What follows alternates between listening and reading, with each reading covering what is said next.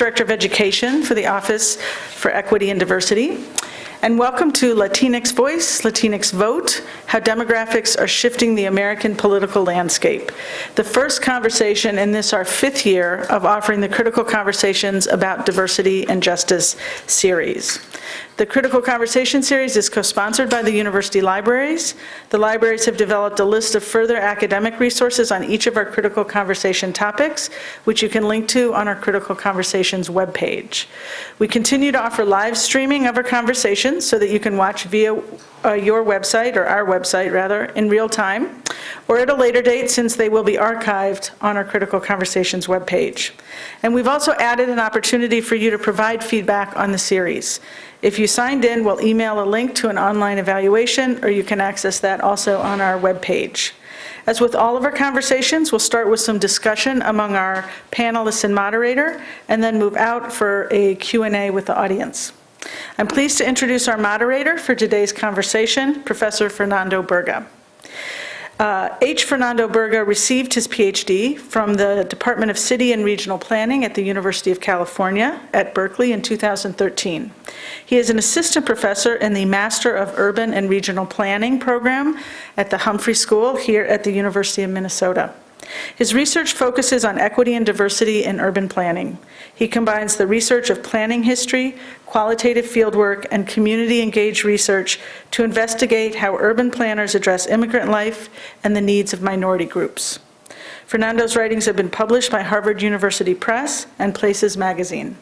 He is a recipient of the American Planning Association California Chapter Award in Academic Excellence for his work on community planning with Latino immigrants.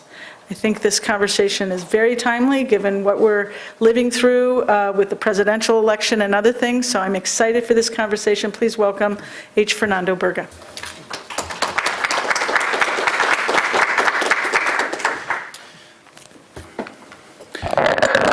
Thank you so much for that introduction, Anne. Buenas tardes todos, ¿cómo están? Muchas gracias por responder en español. I wanted to start with a note in Spanish because it's a language that brings us together but sometimes also divides us, both as a symbolic gesture and also as an act of representation.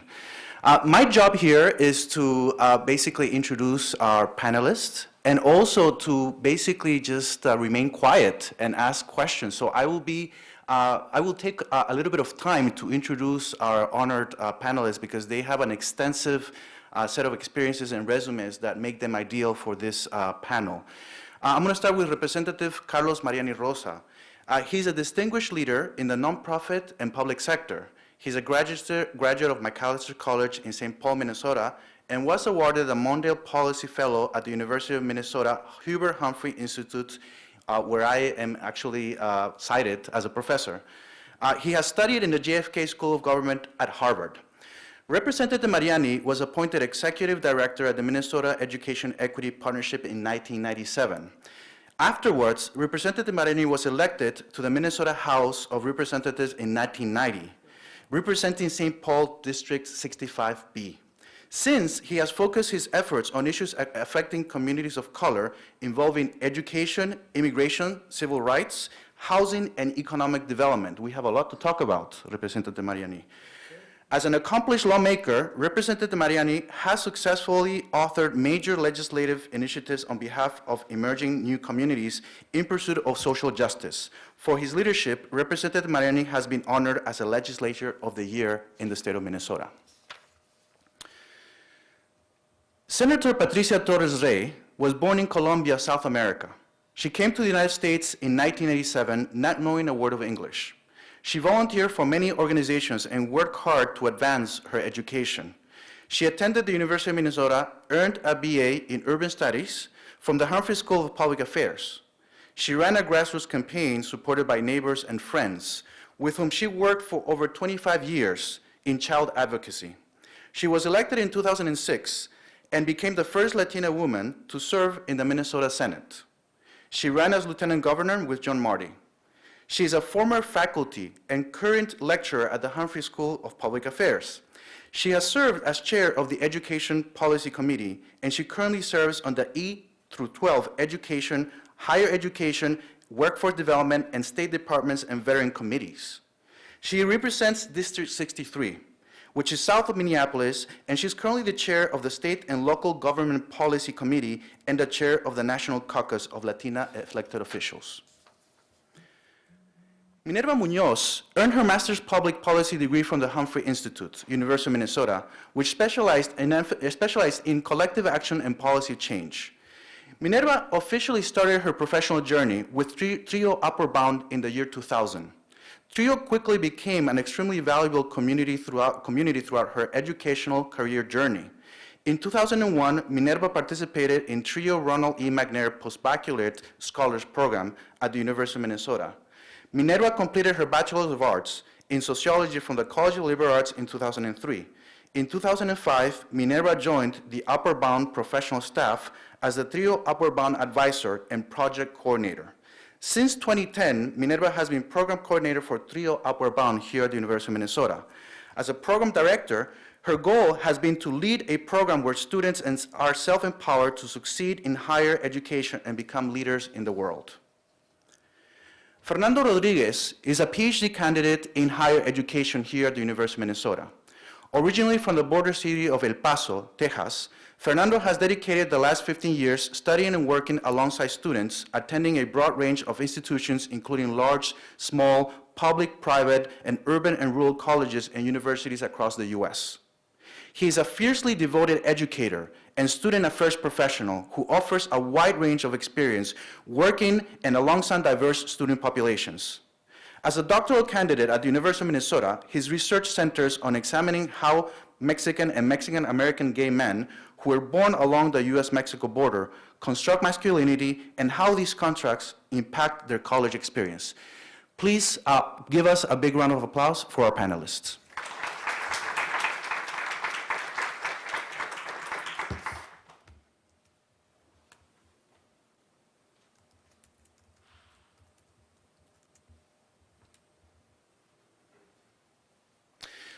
I will now proceed by answering a set of questions, which I have actually provided for the panelists to review.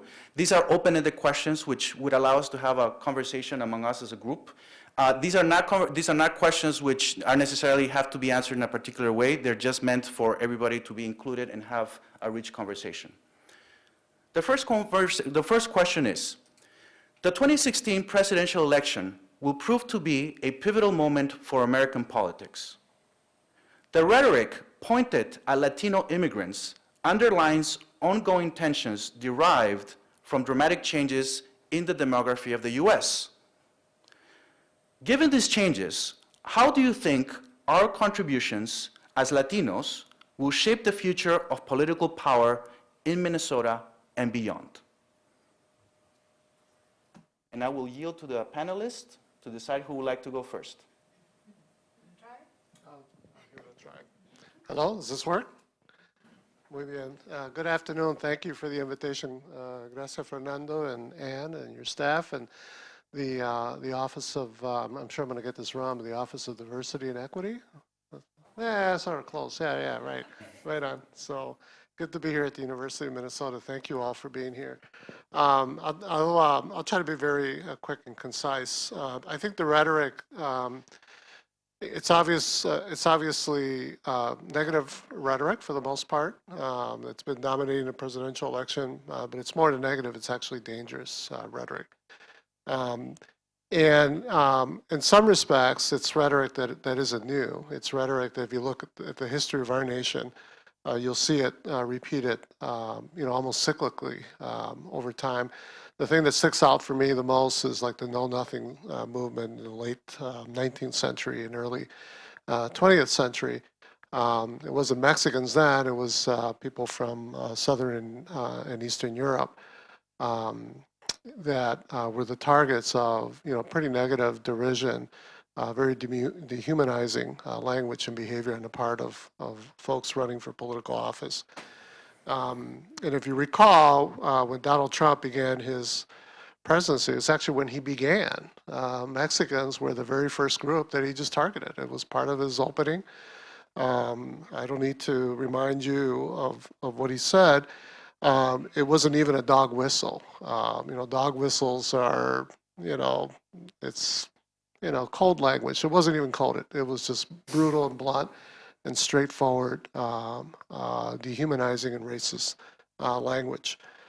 He then later, of course, as you know, doubled down with that community of folks when he attempted to dehumanize the Mexican-American judge who is sitting over one of his cases of litigation. So the tensions that arise here, I would argue, aren't not as a result of the changing demographic, the changing demographics in our nation. Our nation is constantly demographically changing. That's who we are. And it's done that incredibly rapidly in a condensed way in a short period of time, probably more than any other nation in world history.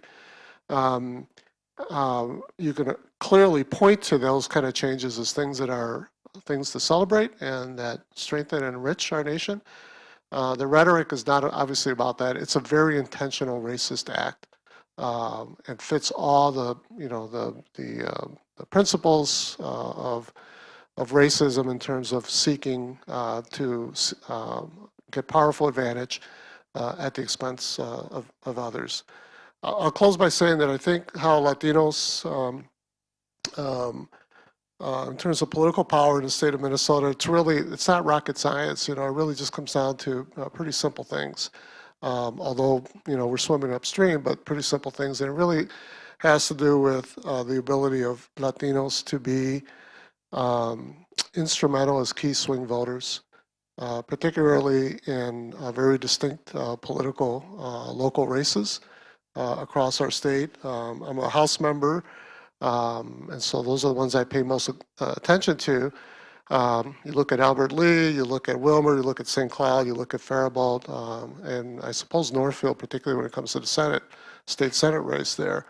Those are places where Latino populations have existed for a long time, are increasingly organized, and numerically, there's no reason why they would not be the key swing voters to determine who's going to control the Minnesota House. We're hoping that, we're organizing and planning that they'll come out in numbers, that they'll restore the House back to my party. But regardless of what party, the point is that that's how you exercise in a very real world political power. Once we do that in our state, it's a different conversation in Minnesota. Thank you, and good morning. When I have a group like this, in a day like this, talking about politics, I have to say, I really want to connect with you and make sure that we do something together, because this is a beautiful day, and you chose to be here in this room talking about politics. So thank you so much for making that decision, and thank you to all of you for inviting us and planning this event. For me, there are two issues that are critically important about this question. One is really defining what is happening in the presidential election and how we have reacted to it. So our reaction to the presentation of the two candidates has been, in my opinion, a reaction that diminishes our ability and diminishes our ability to really think creatively about how to organize politically. And the reason I say this is because when you present fear in politics, you want to react to that fear. And the reaction that I see locally and nationally is very much about thinking about who this man actually is, who is Donald Trump, what is his message, how he diminishes our presence in this country, how he's attacking us. And in that process is all about him, is all about his message, is all about what he represents. And what I try to do, especially locally, is to say, let's talk about us. Let's talk about what we're building. Let's talk about what we do here in this country, what we're capable of doing when we put our energy together, our talent together. So to me, that is one of the most problematic issues with respect to this presentation and the issues and the messages that he delivers today. So nationally, we are working to figure out, how do we react? If you know this, you are in Facebook constantly reacting to this messages from Donald Trump. And everybody's angry, and everybody is presenting kind of their worst reaction to this very negative presentation. Nothing constructive, nothing that tells me, okay, what kind of policy do I need to talk about in order to counteract and propose? So that to me is very complicated. The other issue that it is clear and evident is this issue of deficit, right? So he has been able to present all of these elements of immigration and deficits that exist kind of around that. Who's coming, what kind of people, what are the needs that these individuals have? And it ties again into this image that we want to present. So what I would like to invite you to do is to really think about how to counteract that with a powerful message, with a powerful presentation that it is about us and the contributions that we bring. The impact, I think, that has had, I'm going to give you an example of an event that we're organizing here. It's going to take place on October 6th. And as we move forward with this group that is called Unidos Votamos, we were talking about how is that we are going to present that. Everybody came to talk about how Trump actually, everybody, all of the Latinos, young Latinos, people are saying, when we go to door knock and we tell parents about engaging their kids, they say, oh, absolutely, we're going to vote against Donald Trump. Okay. So did you know that we really need to be able to get majorities in the House and in the Senate in order to be able to move forward policies like education, ELL policies, more funding for children that do not speak English, for instance, or driver's licenses for people who don't have documents? They're like, oh, really? Are you doing that? Could that happen in Minnesota? Who is doing that? Who is the House member or the Senate member? It limits your space. It limits your ability to think about really who is in power. Does he have all that power? Are there other elements at the local level in my community that also share equal or more power? And who are these people? And can I collaborate with these individuals that think like me, that could accomplish with me? And so not only it is the message that is wrong, but it's also how it limits our ability and it boxes us in a place where we feel like we have no power, that we have no connection to people who can do more with us. So I feel that that is the most important message that we can give our kids, that there are people who think like us, who can do things, moving policy forward that affect us in very direct ways every day, when I go to school, when I drive, when I go to the hospital. And these people don't happen to be running for the White House right now. They're not running for president. So I think those elements are critical for this election. Thank you. Well, you've all been thoroughly thanked for coming today. I just want to bring in the lens of, I predominantly work with high schoolers. That's kind of been my career path. And what I see in the Latino youth at this moment is that, similar to what Patricia's saying, there's a lack of information, right? So one is, civics in high schools is not really being taught as thoroughly. There is not a push to engage on a civic level, to vote, to be informed. It's not something that is prioritized often in the high schools. They're not talking about it, right? So our kids leave at the age of 18 not really understanding what does it mean to activate my citizenship, right? What does it mean to be fully engaged? And so I really think that in order for us to be fully engaged in the electoral process, to make change, it starts there. It starts with setting that fire earlier. And then two, for me, I think, is that I also represent, just coming as a Puerto Rican woman from New York, not born in Minnesota, recognizing that we're still talking often about Latinos as Mexican, right? Which is divisive often in the Latino community in and of itself. We're not coming together enough.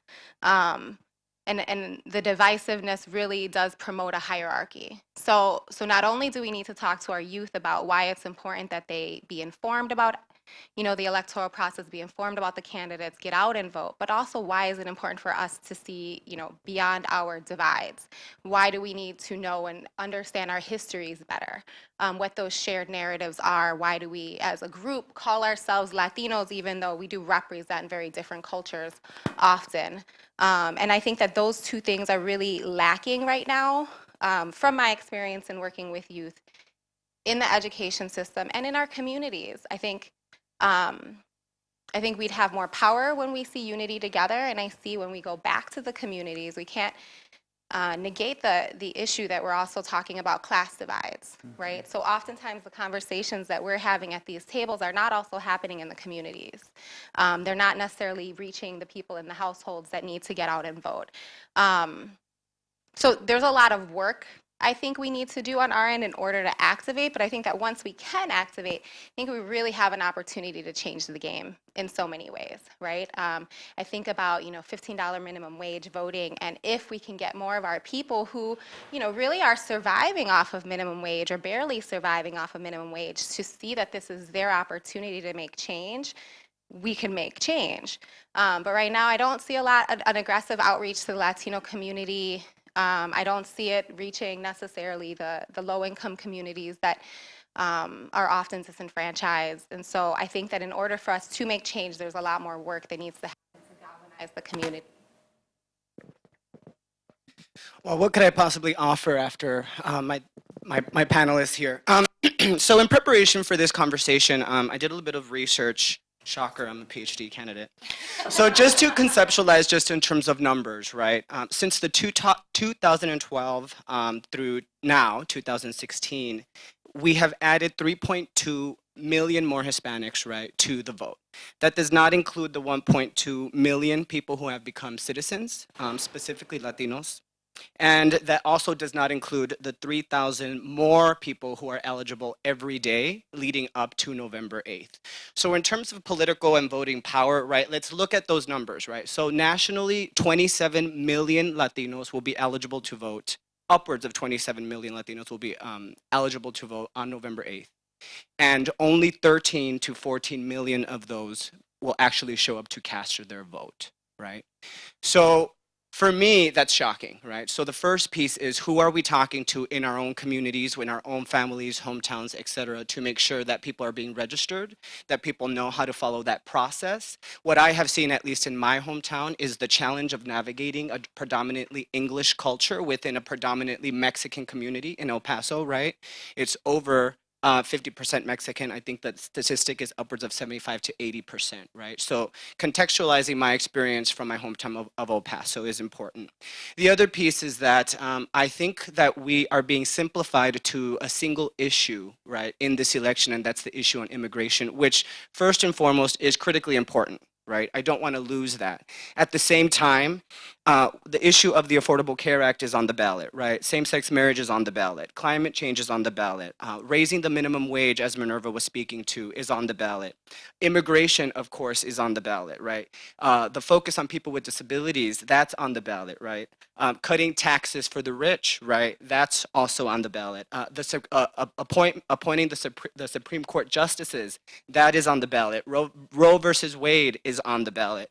And military, right, force is also on the ballot. So I think what I have seen is that our candidates are using immigration to sort of bait the Latino vote. And the reality is there already exists a wall, right? In El Paso, throughout California, throughout Arizona.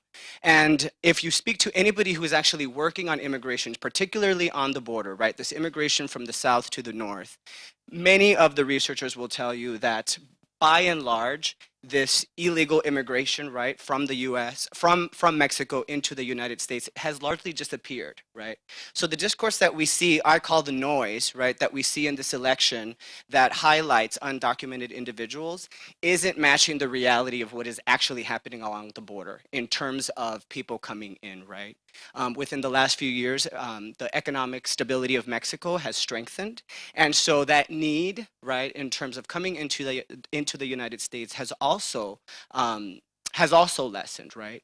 So obviously it's complicated, but I guess for me the contribution that I want to make is that it is upon us, all of us, right, to get out into the community to make sure that people like my aunts and uncles, grandmas and grandpas, etc., know, one, how to vote, how to access the registration, and also to show up on November 8th.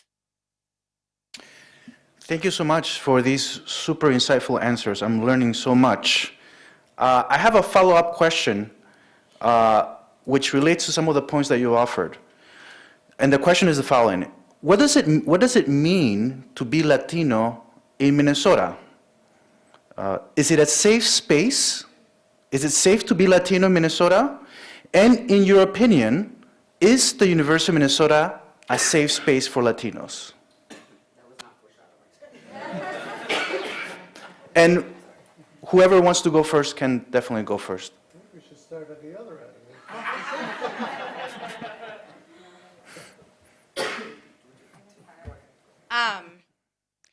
Okay, so I came here in '99 and I found it to be a really hard space as a college student who wasn't born in Minnesota to connect with other Latinos. I thought, and I've always kind of felt that because I sought education at a very particular, predominantly white institution, that I was kind of from the onset moved away from my community. I had to really dig in deep to make that reach, right? One, because I think the University of Minnesota doesn't always have a great relationship with the community. So even some of the community work that I was doing wasn't always received very well. It was seen as, these elitist people coming in. And so immediately I was not always that full member of the community. I would also say that I was second generation American as well. So both of my parents were also born in the United States, came from grandparents of immigrants from Puerto Rico. And my Spanish isn't well, right? Like I don't speak it always. And I think that that's often another thing that kind of can divide us. So for me, I know that there's internal healing and things that we have to do as a community to get to the place where we are also being very inclusive to Latinos from all different backgrounds. Is the University of Minnesota a safe space? No. And I don't mean that in a way that's attacking, but in a way that I've seen many ebbs and flows of this institution regarding both administrative resources towards Latinos, towards Latino issues. I've also seen kind of different ebbs of flows of student involvement, and then the demographics just kind of period on campus, right? Resources are limited. There's a very big binary that we talk about race and class, or mostly race, or when we talk about diversity, it's about a black and white world, and Latinos don't often fit into that. So we don't get to dialogue about our issues, about why it's not safe, about the times the professors ask us to speak for all Latinos, because that still happens, right? It happens all the time. And so we have a lot of work to do on this campus to provide safer spaces. We have La Raza Student Cultural Center, for instance. It's a great space for Latinos. Over the last few years, what we've seen for all the cultural centers on campus is a reduction in space, right? Every year, our students are not only learning how to run basically their own organizations, they're having to defend their fee structures in a world that doesn't really make that very easy for them to understand, and there's not much training or support that goes with that. So sometimes our students are left out to dry as well. We saw recently in CLA, the students had to protest to get like one full-time extra faculty in a department of one faculty, right? And so that was fought. They had to protest and sit in for that because they weren't being heard. It wasn't sexy to talk about what Latinos need when the binary is black and white. And so we often have to be aggressive in making our necessary issues or the things we need to talk about at the forefront. And even when we try, sometimes it's not always well received. And I get it, right? There's a whole lot of things happening in the United States right now, and there's a whole lot of really horrible things happening, and also really amazing things happening in the Black community, where we see that there's a lot of movement galvanizing around just a lot of kind of trauma, right? And I think oftentimes Latinos feel, or at least I personally have felt, that I have a choice to make, right? I can either carve out a new path and start fighting for the Latino things that we need, or I can be in solidarity. And it's that or I think that I fall into sometimes that is promoted, and that's hard to fight. And so that I think where I think a lot of students sit here on campus. So I'll move on. You know, this is a very difficult question for me. I'm often asked that question. And because I'm an immigrant, I came here 30 years ago. It's a very tough question. I feel that this has been just the most wonderful home I've been to. And my life here has been a life of absolute privilege. I came here to work in a factory, and I'm a senator. So that doesn't happen to everyone. So this is a pretty amazing, I have a pretty amazing story, and I owe this story and the things that I have been able to accomplish. My school, you know, I went to the Humphrey Institute. I was a research assistant for one of the most renowned researchers, Senator Myers, Dr. Myers. And after that, I became a senator. My experiences in this country, particularly in this state, have been just absolutely amazing. I have two kids that were born in Minneapolis, and I love the schools and I love their experiences. And so that's kind of my personal life. I feel pretty good about being here and what I am and what I do and what I've been able to accomplish. But I'm also living a life with people who look like me, who came to look for these same opportunities, and they struggle to get there. And so when I'm a senator and then I am a chair of an education committee and I'm the first one, and then I get to say that we have the highest disparities in education, that's kind of a double life, right? So I'm a senator, I got all of this free education, I went to the Humphrey Institute, I got paid to go to school. And most of the people who look like me just drop out of school and they don't go to college. And we have a very small percentage of people who actually make it to the place that I made it. So there is a problem there. There is a problem that I need to acknowledge, and I need to figure out what the solution is. So for me, being a Latino in Minnesota today is kind of that struggle. That I kind of made it, that I'm here in these circles, that I'm invited constantly, yet so many people are not. I attribute that to something that goes beyond the race, to be honest with you, and class. There is something fundamental about the culture of Minnesota that you only call a few people to be part of these circles. Somebody posted something about Prairie Home Companion, and you know that Garrison Keillor retired, and he posted in Facebook, I wonder how much longer I'm going to hear a Prairie Home Companion show in the public radio until they give a chance to somebody else to take his spot. And sure enough, darn it, I'm hearing the Prairie Home Companion every single weekend, right? And it's just like, we don't move on. Isn't it somebody who can take Garrison Keillor, spot? But there is a culture in Minnesota, and our political events, we always invite the same people. The same people are in the events. And I was like, can we expand? Can our contributors become kind of a different list? Even if these people are not contributing a lot of money, we probably can have 20 people that can contribute less, but our circles have to look different. The same union leaders, the same former elected officials, the same speakers, just like, wow, how are we going to expand our circles if we don't attempt to invite other people? And then when you do, our parties are pretty different. Representative Mariani's, our parties, they're very different. These people, who are these people? Where do they come from? We haven't never seen these people. It's kind of this outsider culture. So I think that happens also at the University of Minnesota. I was faculty at the Humphrey Institute, and I was very much an outsider at the Humphrey Institute, continue to be. Interesting, I'm no longer a faculty, but I'm being asked to present, and I don't get paid for that. So I would like to be faculty, and I'd like to be paid. And I'm called to be a lecturer very, very often here, and they never pay me when I become a lecturer, but they don't hire me. So it's very interesting, and the people who get hired are kind of in the circle, right? So there is an element of race, there is an element of class, but there is also this element of who is my community, in my opinion. And I've been here for 30 years, that's a long time, but I do feel like an outsider. But this is my home, and I feel like I have been privileged to be invited to these circles so often, yet I still feel like an outsider. So we could probably spend hours on this one question alone. You know, what is safe? What does it mean to be safe? Did this just go off? No, it's still on. So I'll try to put together some quick thought or several thoughts quickly. And Minerva, I didn't know you were a Boricua too. So right on, right on. I'm a Chicago Rican. You're a near Rican. Yeah, my parents were the immigrants. They came over in the 50s as part of the big migration of the 50s. And, you know, my whole sense of myself, my whole worldview is really shaped by, and I think this is true of a lot of folks, right? It's really shaped by these incredible dualities that are constantly in conflict.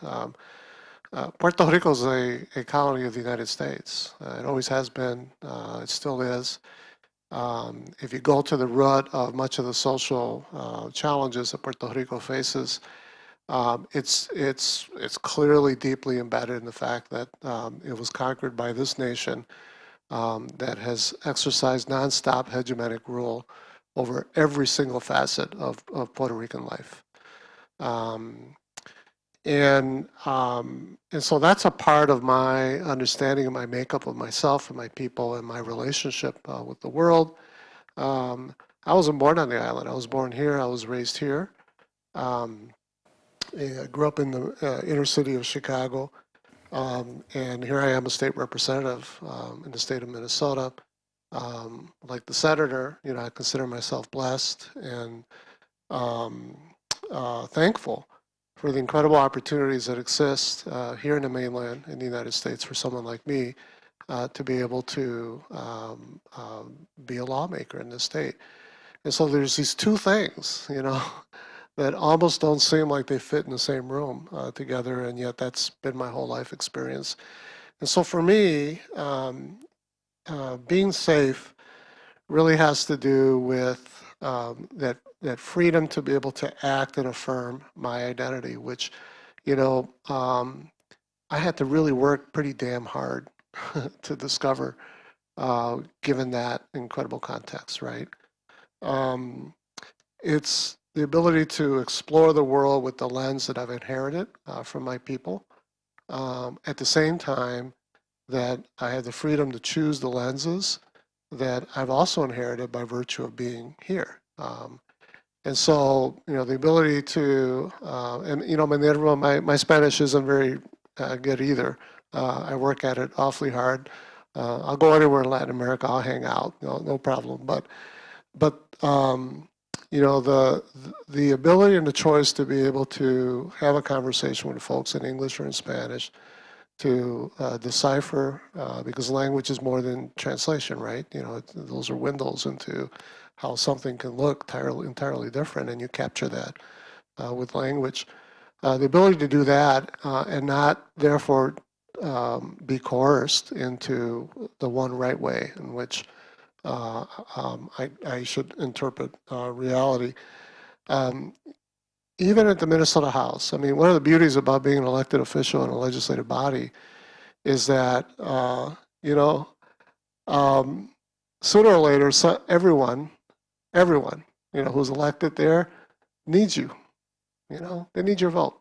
You know, they may not need your vote because you're not in that body, you know, voting in the committee or on the floor of the House, but they need Senator Torres Reyes' vote.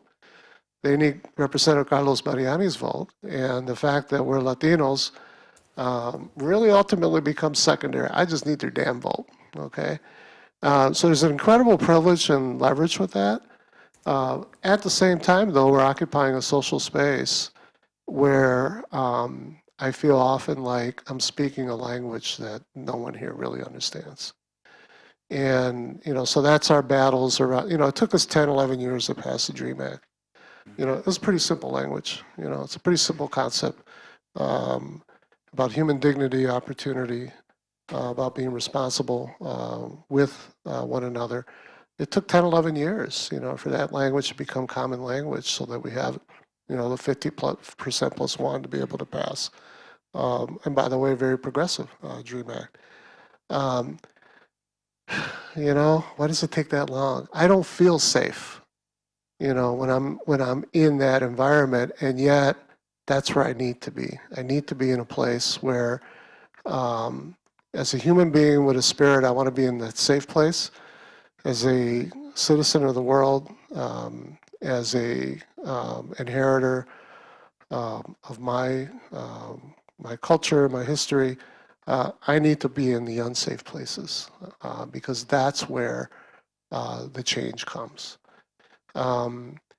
I don't know about the University of Minnesota. My experience in McAllister was way different, I think, Minerva. You know, within 24 hours of being on campus, we had a big Puerto Rican party at the Hispanic house. Yeah, we used the term Hispanic back then.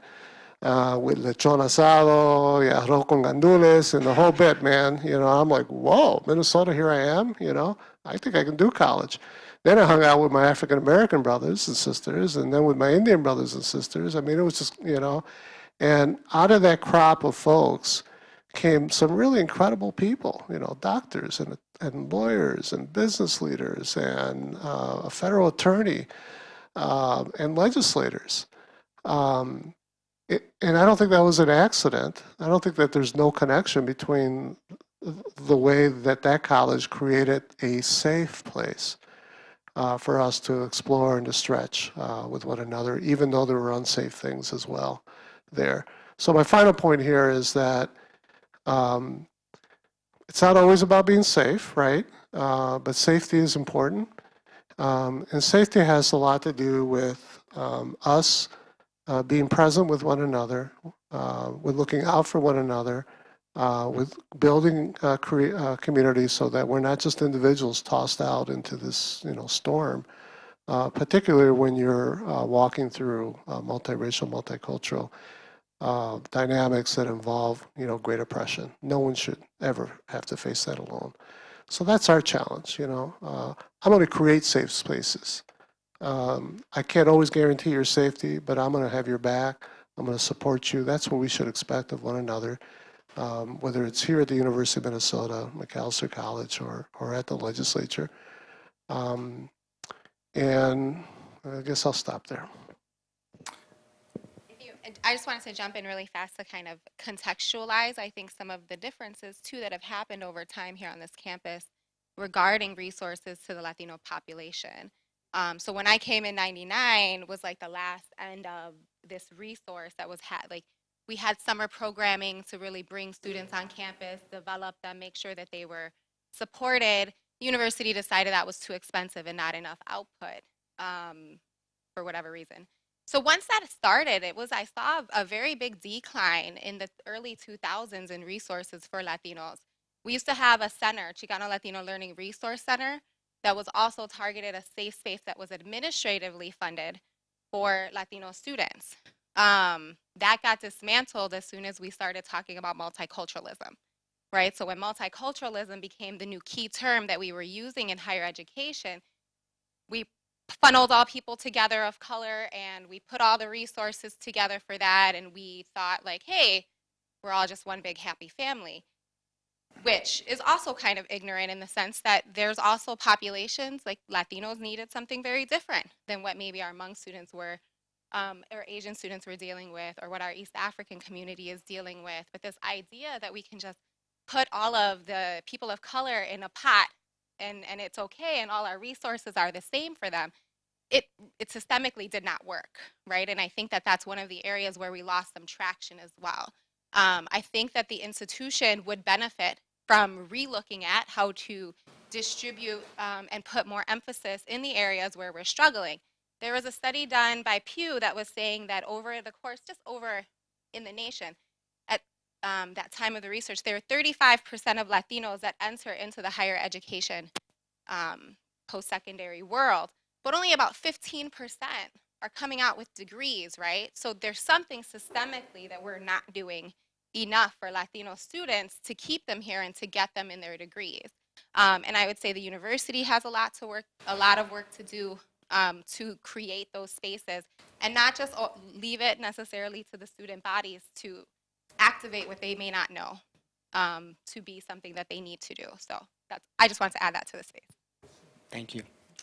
So I'm going to offer a perspective that includes, well, I'm just going to say it. Okay, so I'm a first generation Mexican American gay PhD student.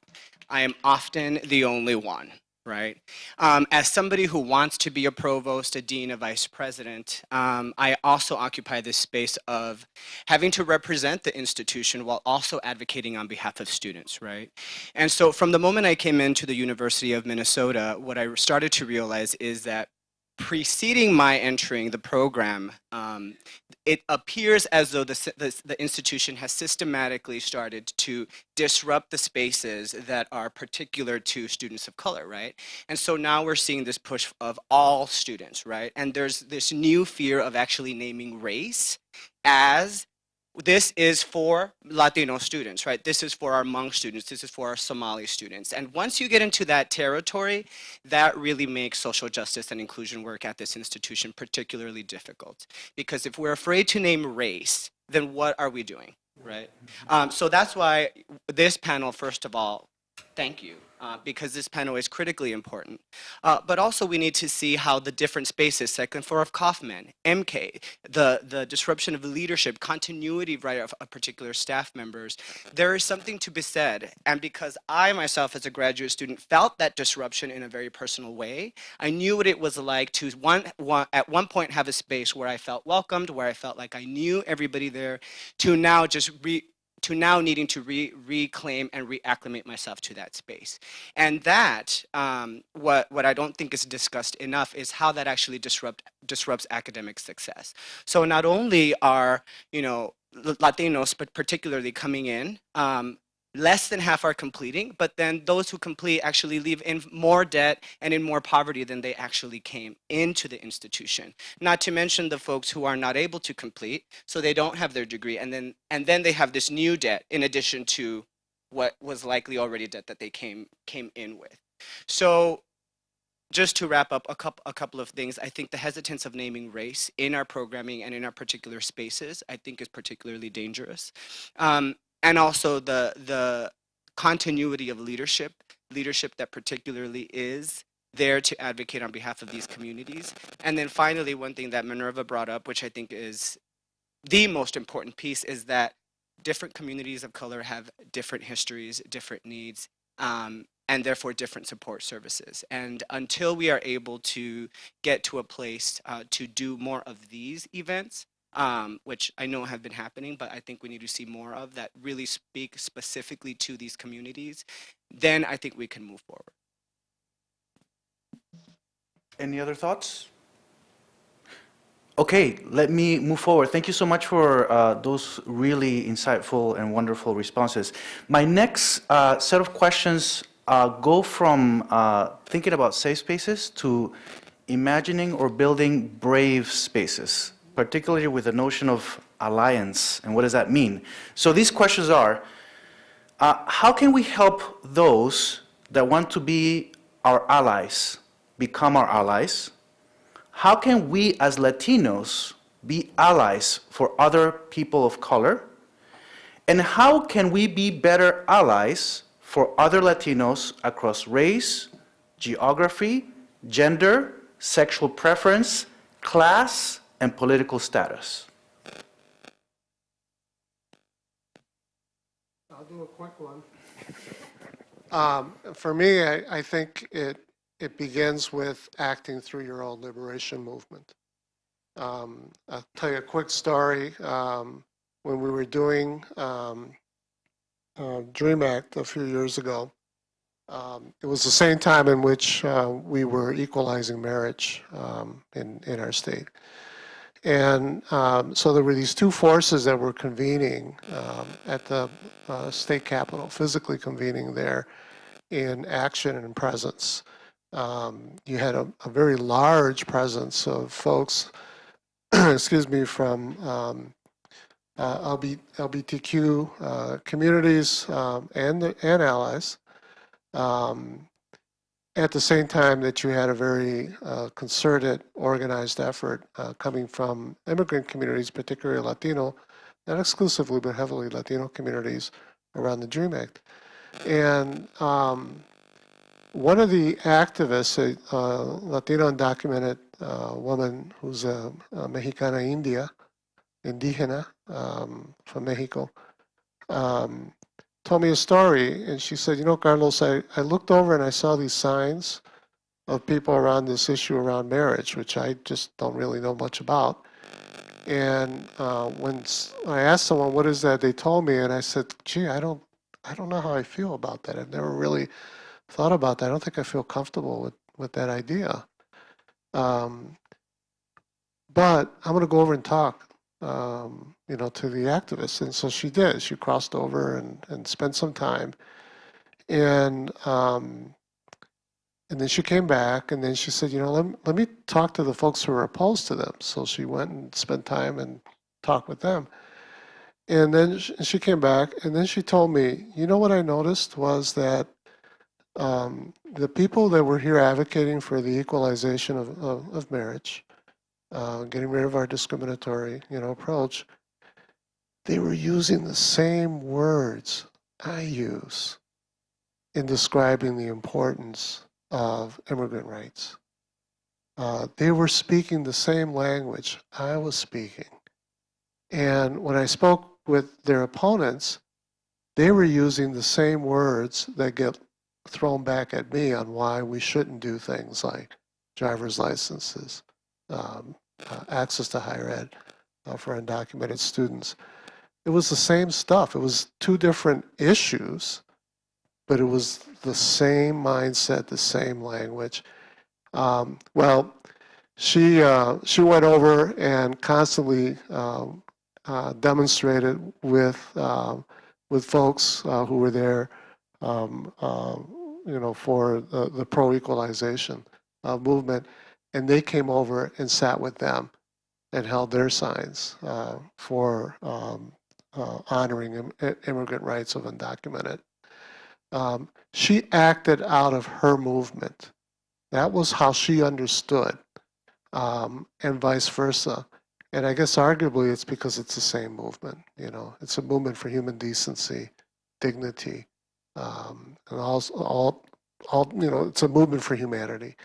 And so, how do we become best allies for others and be helpful? We have to act from within our own movements of liberation, and act is the word, because it's more than just it's like acting, like being really conspiratorial with one another, being very strategic, not just showing up, not just saying a few good words, but like, carrying those signs for one another, being on the front lines at the same time, but all based on not this paternalistic, hey, I'm going to help you out, but I'm not really connected to this.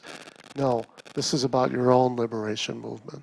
So I think there's something there in terms of how we move forward with one another.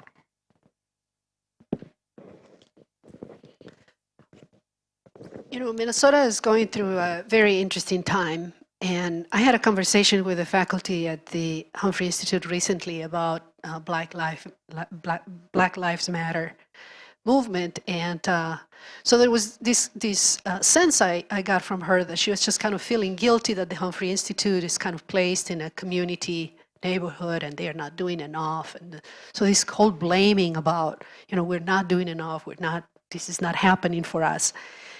And so I began to ask her about what is that you're doing? Just tell me what it is, and then we can kind of figure out if it is or not, or why is that you're feeling the way you feel.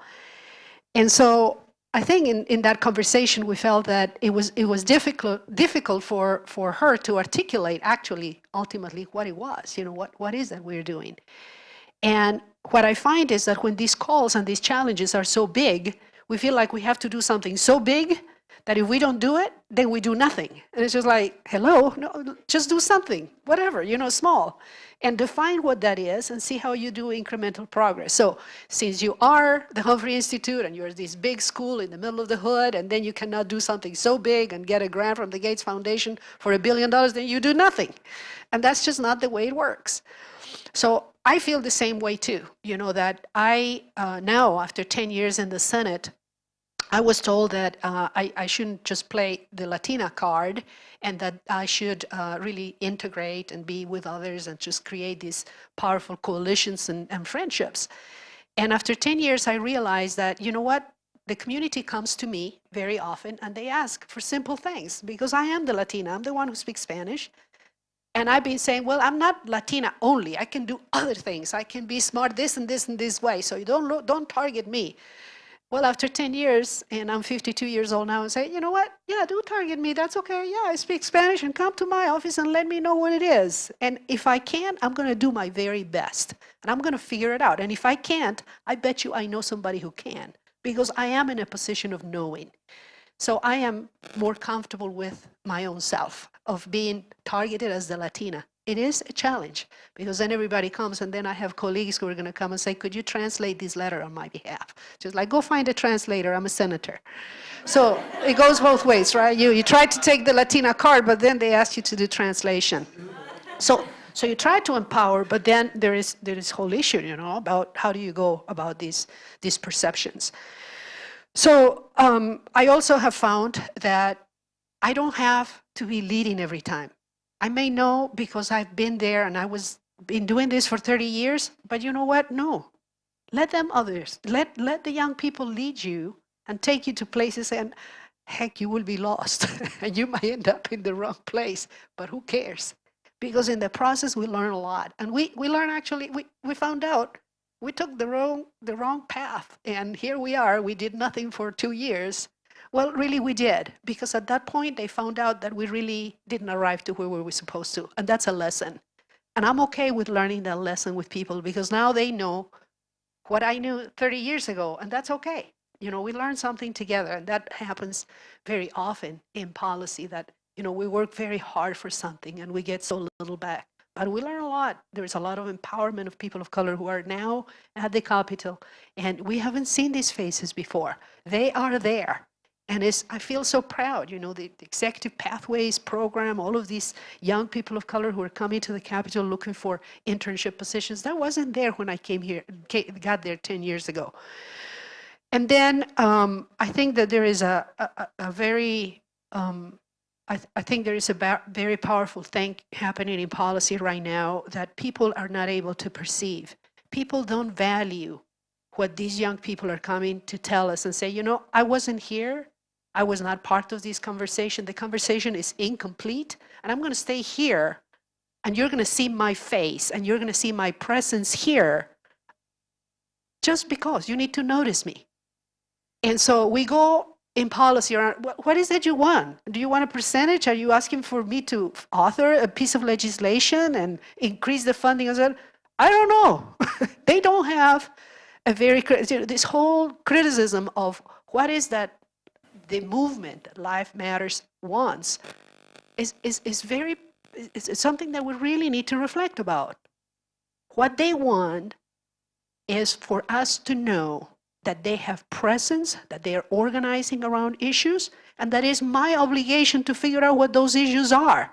I don't need Nakim in my office telling me that I need to increase the education fund by 10%. I already know that.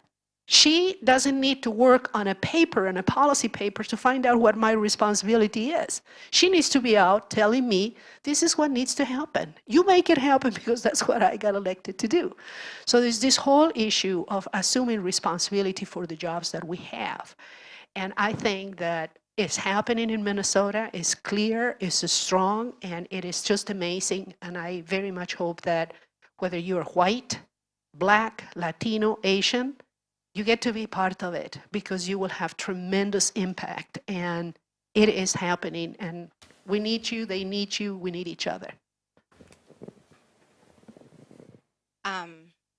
I sit with this fact that I know that I'm radical, right? Like in my heart, in this institution, I often have to squeeze myself to fit in here.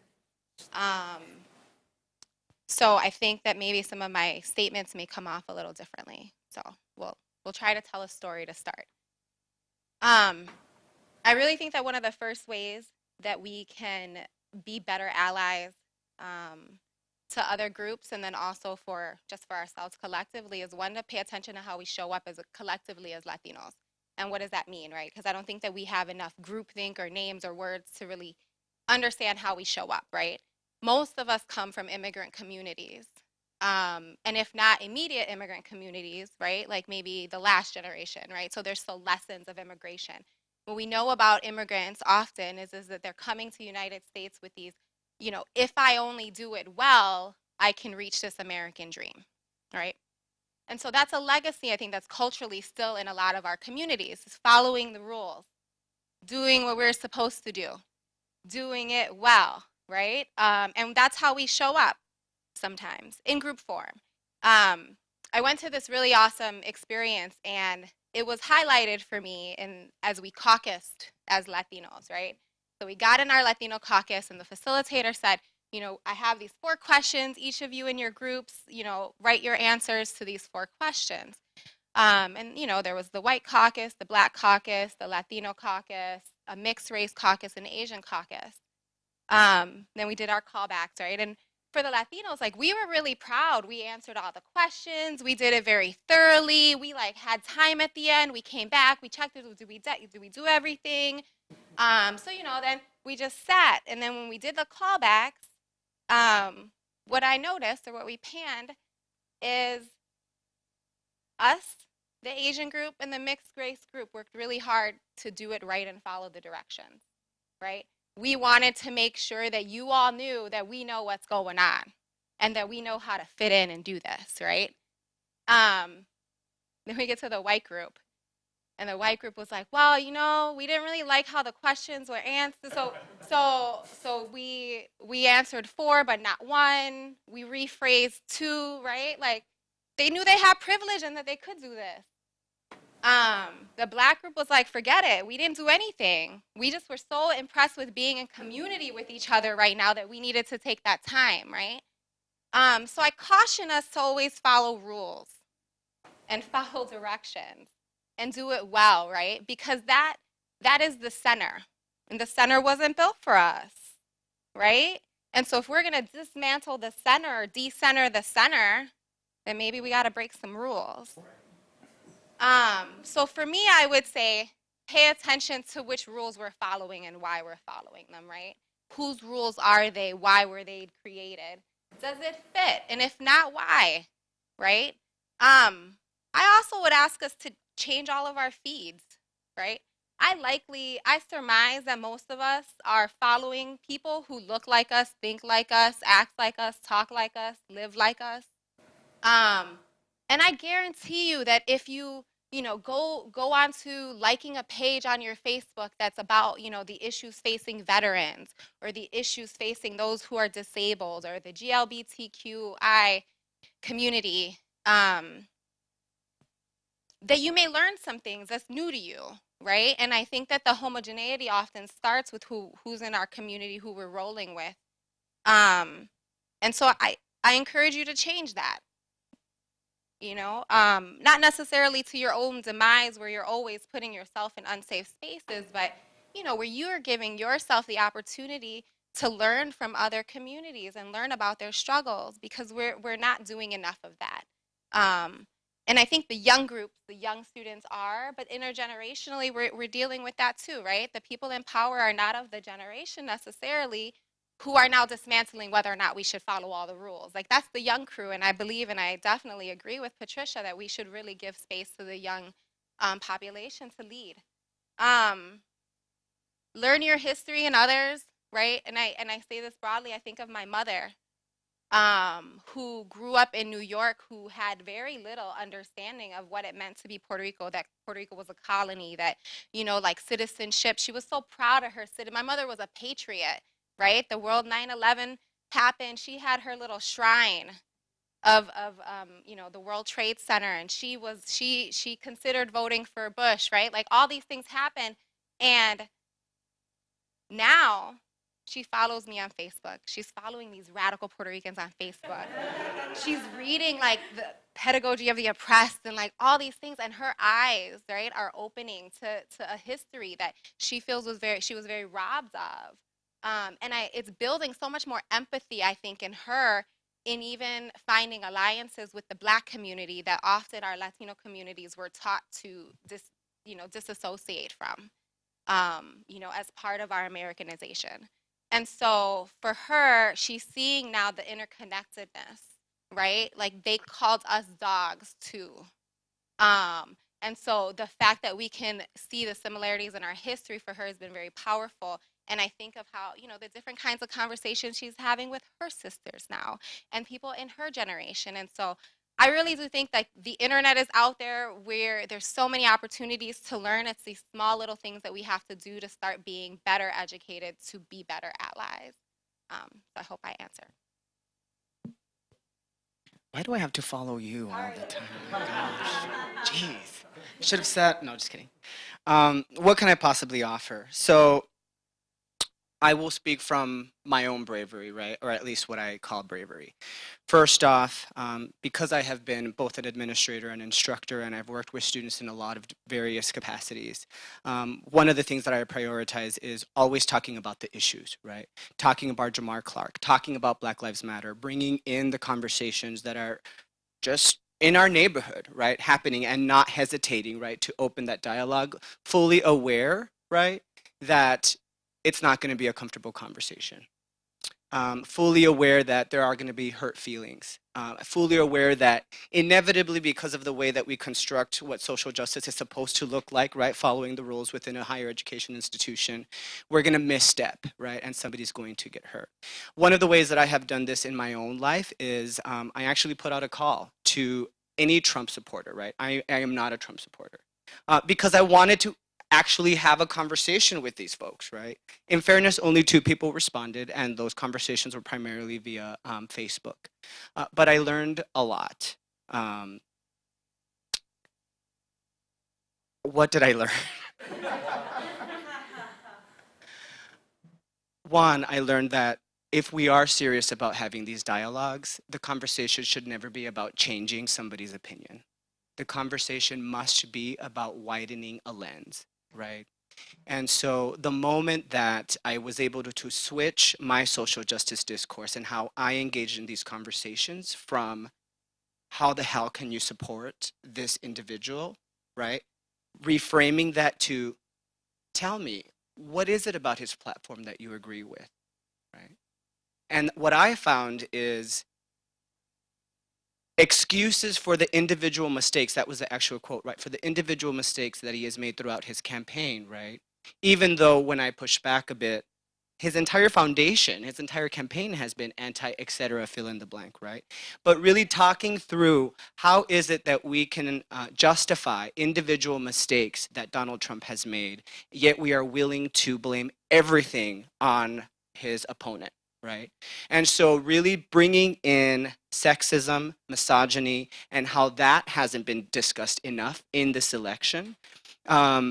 It wasn't a pretty conversation. In fact, I took away a lot about my own hierarchy in terms of my academic lens, how I prioritize that. And, I was challenged in terms of, you started off this conversation by saying you're a first generation person of color in the academy. Why did you feel the need to do that? So I had to stop, right? Because one of my fears in my community is that we're going to come in as these outsiders, as these elitists, right, who are unaware of the privilege that I carry, I should say, because of my educational privilege. And so I learned a lot, and as much as I hope that they learned a lot as well, right? Now, again, it wasn't about changing political perspective. It was about widening the lens and actually having somebody explain to me, what is it that you actually support? What it came down to is that it's not that these 2 individuals supported Donald Trump, it's just that they really hated Hillary Clinton, right? And so talking about, well, let's talk about, right, how women have been villainized throughout our history, right? So brave spaces to me, I think because of, I'm just going to be honest, because of time, because of everything that I have in terms of my process, looks differently, but I believe that we all have a platform, right? And so in the spaces that I occupy, whether it's the classroom, whether it's a group fitness class, believe it or not, whether it is an academic advising session, or whether it's this panel, right, that is intentional. For me, the bravery that I display is bringing the people to the table and actually doing what I call social justice 101, which is meeting them where they are at. And sometimes that does mean just listening and not challenging so that I can understand where they're coming from particularly. And I just want to add something really, hopefully quick. Because I suspect that we're all up here of pretty similar political views, and I think we're probably all going to vote pretty much the same in a few weeks. But I want to say this, that there's a bit of a trap in that.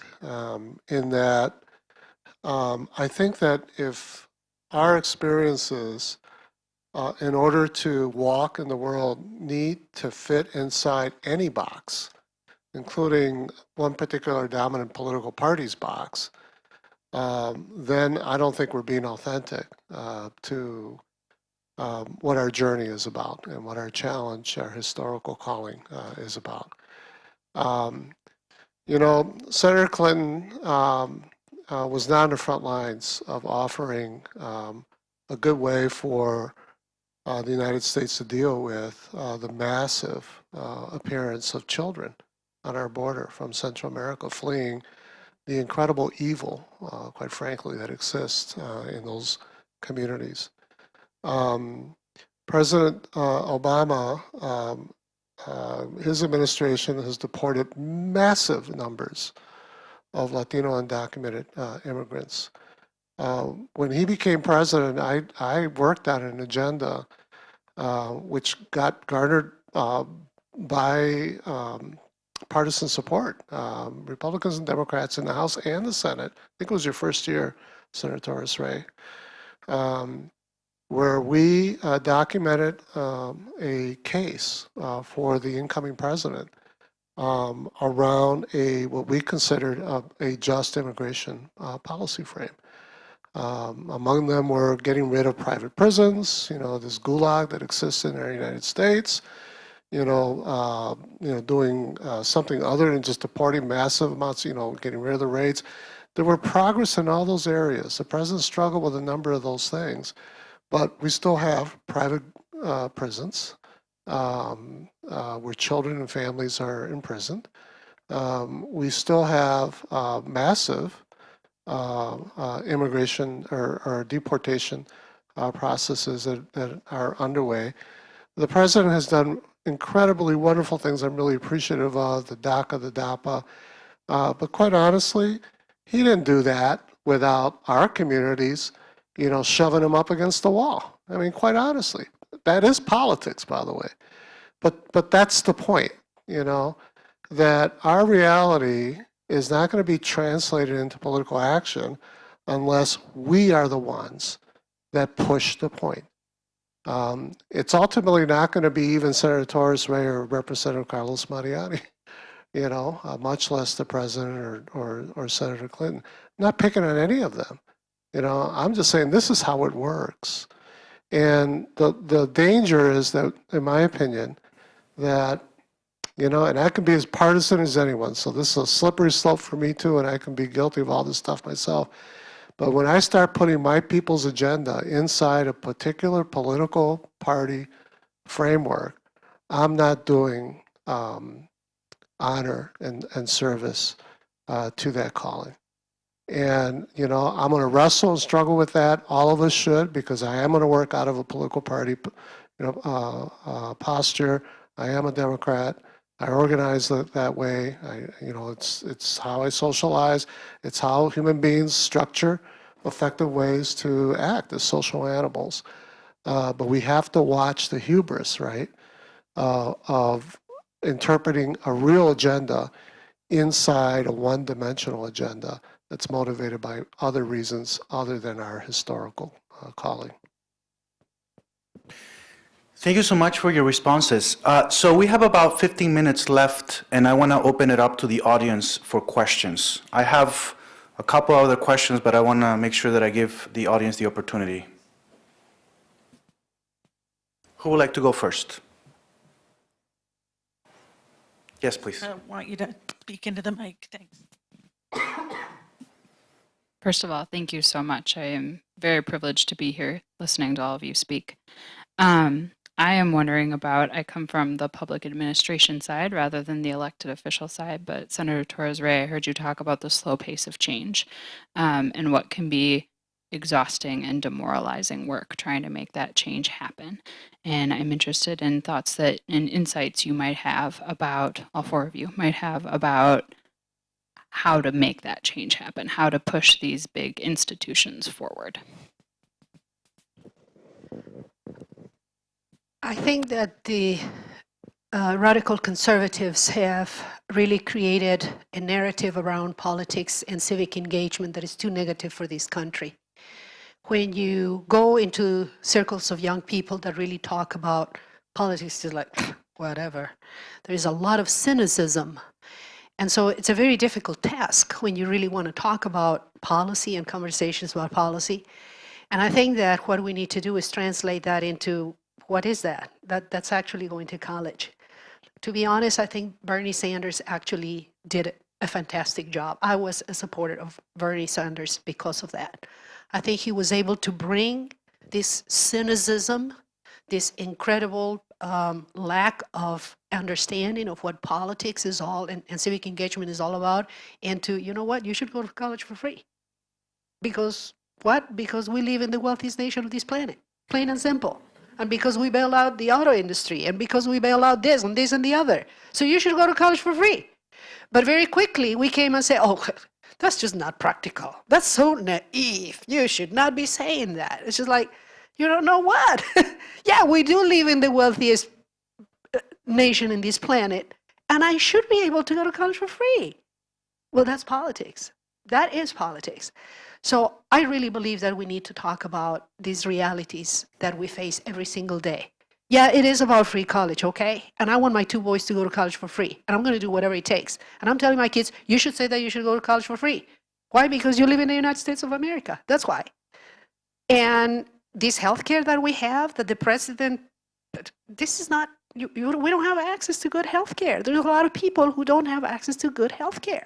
Okay, this is not working for an overwhelming number of people. So thank you, President. I adore you. I tell you I love President Obama, but that's just not good policy, and we need to fix it. And so then we need to talk about what it means for you. So my kid, I have a 22-year-old. You know, in 3 years he's not going to have health care, and guess what? His job doesn't pay for health care because it's not going to be my policy anymore. So that policy is incomplete. I believe that we need to talk about politics of hope. We need to talk about real issues that really confront us every single day. I do need to go to college for free. I do need a healthcare plan. I do need housing. I don't have a place to live. I'm a 24-year-old. I'm paying college debt. I can barely pay rent. I will never own a house. What kind of conversation is that? There is no hope in that conversation. I believe that we need to talk about that every single day, and I think that the conversation and the space that we create for young people is going to be entirely different. It's not just about understanding, you know, how do you get to vote, and how do you understand, you know, who is your senator, who isn't. It's just, what is that your senator is standing for? Is that something that you believe in? And define it. And if it isn't, just go to the forum and let her know that that's not, you know, it's not enough. So I believe very strongly that young people want to hear this message that is practical and it's a message of hope, and we all have the responsibility to make sure that we talk about it. Other questions?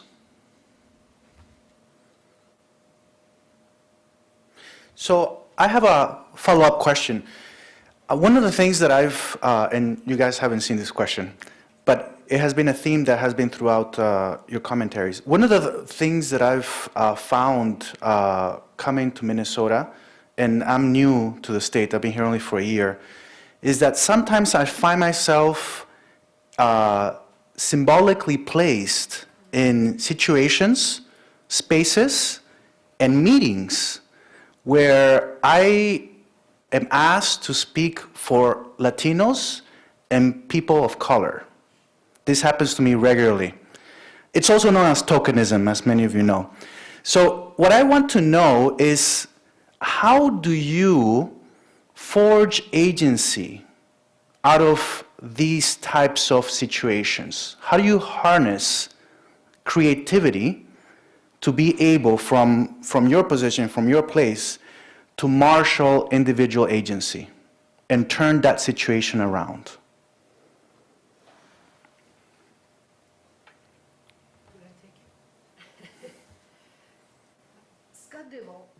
taught me something incredibly good. Do you know who Scott Dibble is? He's a senator. He is the second, I think, gay man elected to the Minnesota Senate. When I came elected to the Senate, he was the author of the driver's licenses, and he asked me if I wanted it. And then we started this conversation about, I'm kind of the usual suspect to get driver's license for undocumented people. I want to be talking about LGBT and marriage equality. How about that? I'm Catholic, I'm married. I come from a Catholic family from Latin America that really do not believe that I should support LGBT. Why don't we do that? And he looked at me and he said, you got it, we're going to do this together. And so I became kind of a spokesperson for this whole issue in the Senate. And my lens and my presentation was very much about being a Catholic person that belonged to a family that really couldn't talk about this issue in the living room. And what was very interesting is that they asked me to do a fundraiser for this event, and I invited my neighbors and people that really were not talking about this issue, and all of a sudden I had to call the city and get a permission to get my block permission to get my street blocked. So that because I had 250 people who really wanted to come to my anniversary party, and we made a lot of money. So I think that sometimes we are called to do this, and my answer to that is that we have spaces and we have opportunities to play other roles. We have to ask our friends to play the role that we've been asked to play, and the only way to make that presence and that invitation more powerful is to really invite others to be there with us. Because if we take the call and then we're in the panel and we say, we're the usual suspect, of course, we kind of knew how to present this. But if I invite you and then people didn't expect it, and then you come here and deliver the message while I am not here, that's a very powerful way of delivering a message in places where I will never be invited to. So I think that's the only way it works. I hope that every time you try to invite Representative Mariani, you really think about somebody else who should be in this panel. Perhaps a Republican in a district that is very conservative, that have a lot of people that are Latinos for whom this representative never speaks. He will be a better person to be in this panel, to be honest with you. So please think about sharing these spaces and these invitations with a very unusual suspect, and something will happen in there. So that has, I think that could be very powerful. I think this is one I battle with, right? Because I come from multiple identities that have had, oppression, right? And I came from that lens. So oftentimes, I think when people are asking you to come speak or be at this table, having come from a predominantly oppressed identity, you're just like, oh, great, I made it. I'm so excited, right? Or you get all the feels from feeling like, wow, they thought of me. That's great.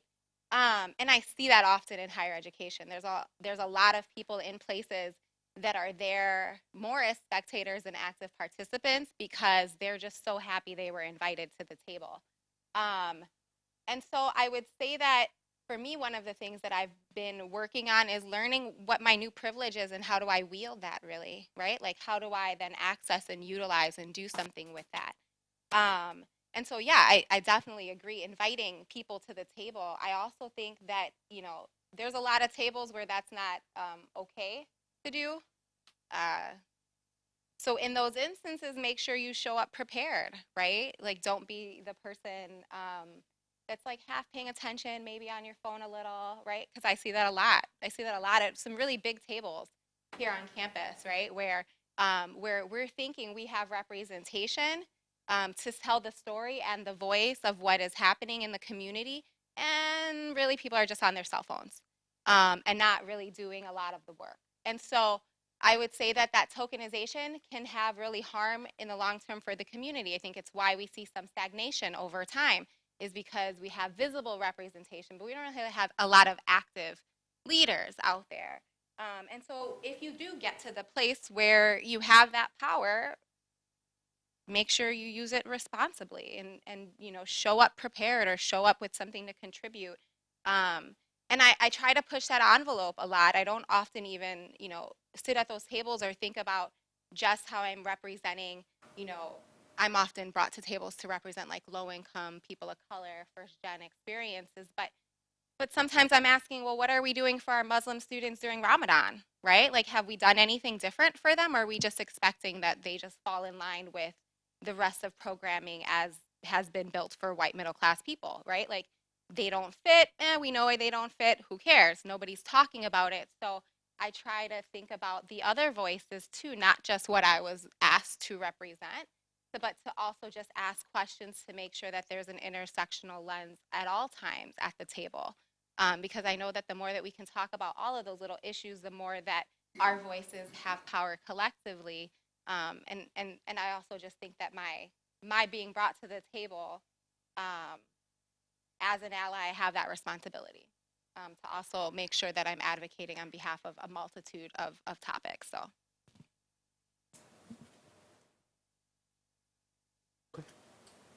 I would say that when you get an invitation for that, it's an opportunity to negotiate. Here's what you want, right? What is it that you want? Here's what I want. This is going in and out. What is it that you want? Here's what I want. And enter into that agreement, based on a clear understanding of how we're both going to benefit, from whatever it is that you want me to do. So, I mean, maybe that's a highly political lens, but I mean, that's the way the world rolls, right? And so maybe there's really wonderful opportunities here. And then, of course, there are times when you just simply say, no, I'm just not with that. Go talk to somebody else.